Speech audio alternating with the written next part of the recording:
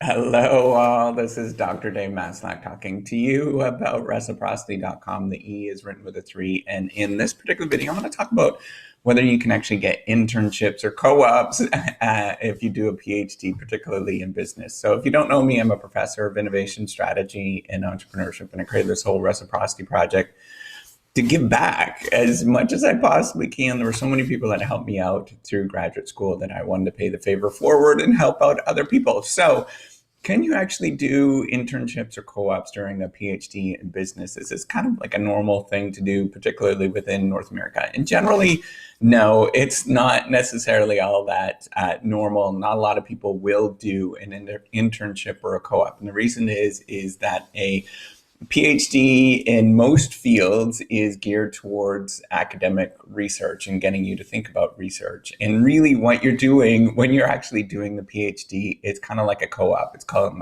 an apprentice, where you're going to be working with a professor or somebody, maybe it's a research team, and actually doing something in that particular area, and you're doing research in that area. So in reality, it kind of is the internship, as just by sitting there and actually doing research on that particular thing. You're doing the same thing. It's not going to change when you're doing a PhD. So when you're a PhD student and then you actually become a professor, it doesn't change that much. It really is very similar to what you do and how you feel during a PhD program. And generally, you're going to, the only difference when you become a professor is that you have a few more obligations. Maybe you have to have a little bit more oversight or report to different people. Maybe you do a little bit more service. And this is service to, and it could be, something like this. It's kind of service, but kind of not really. It's just sort of duty to the college, to the university, and to the greater community, academic community, whatever that is. So can you actually find some programs that do internships during the PhD? Well, I would look at, there's some countries that it is a little bit more favorable than other countries that I've heard of. So one of them is Germany, I believe, has a program. Their PhD is generally a little bit shorter, and then they have a little bit more, they work a lot more with industry, and that's actually kind of wonderful. So you might want to look at some programs there. Although the major schools that are becoming, I think it's like ESMT in Berlin. It might be the wrong letters. There's one in Berlin. There's another private school. There's one, the Frankfurt School of Finance. Like these different programs or different schools they're becoming a lot more sort of American in how they're operating. That's just how things are going across the world, is that they're becoming much more like the American system.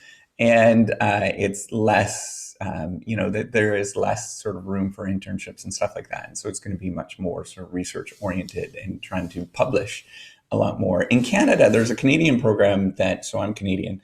And so I know this, it's called Mitacs. And it's actually kind of a cool program. And so you might be able to find, particularly if you're doing something like operations research or something along those lines, it's a little bit more relevant, or supply chain management, for example, you might be able to find businesses that will bring you on board. And what that program does is the government gives you a grant and gives the business a grant to bring a PhD on, and you solve a problem specifically for them.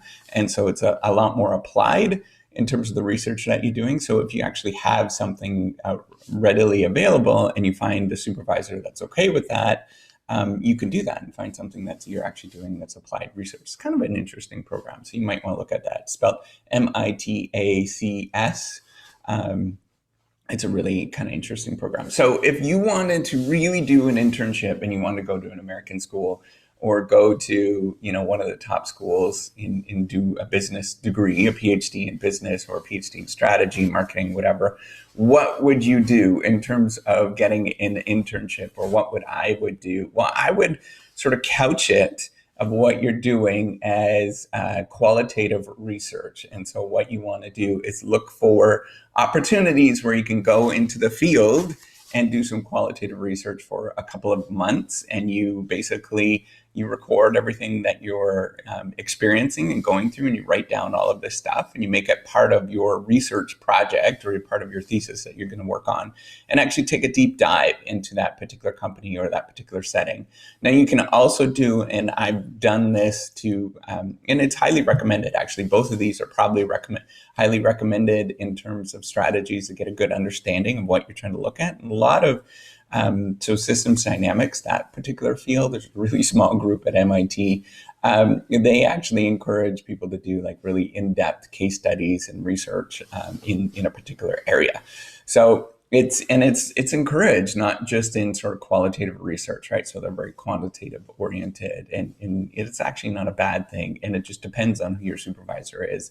So the other thing that you could do is, and this is probably, even if you don't do qualitative research like that, kind of go into the field for a couple of months, what I would do is actually do some interviews of CEOs and executives. And, typically what you have to do is maybe your supervisor or people around you know some people, and you could do some, or maybe your school, you talk to alumni and stuff. And generally, you can also cold call people if you're interested in a particular industry. And I find if you call about 50 people to ask for interviews, there's going to be one or two that are actually going to give you an interview. So they kind of expect that kind of ratio to actually get an interview. So you're probably going to have to call about 50 people, if not more, before you get one or two interviews. And that's kind of the norm. Just people are really busy, you don't get a hold of them, all that kind of stuff, right? And you might be able to up that success rate by getting, talking to somebody that can get you a connection. But in generally, you're kind of expecting that whenever you do an interview. So don't get discouraged whenever you're looking for CEOs to talk to you. It's just kind of the thing to do. So you can go into a particular area. Maybe you're interested in marketing, so you go talk to all the chief marketing officers, right, in a particular area. And you have to take the initiative to go find them and dig them up. And, you just kind of find those particular people in those areas, and then you do some interviews. You might be able to find different lists in different areas to find these executives, and you can go talk to them. And usually you can spend maybe an hour. You could do a phone conversation. I've been privileged enough that once you start building a relationship with people, they'll start inviting you into different companies, and you can actually go and talk to some people within their company, spend a day or two with those particular people at the company. It's really kind of fun and interesting to see how they operate. And that's kind of like an internship.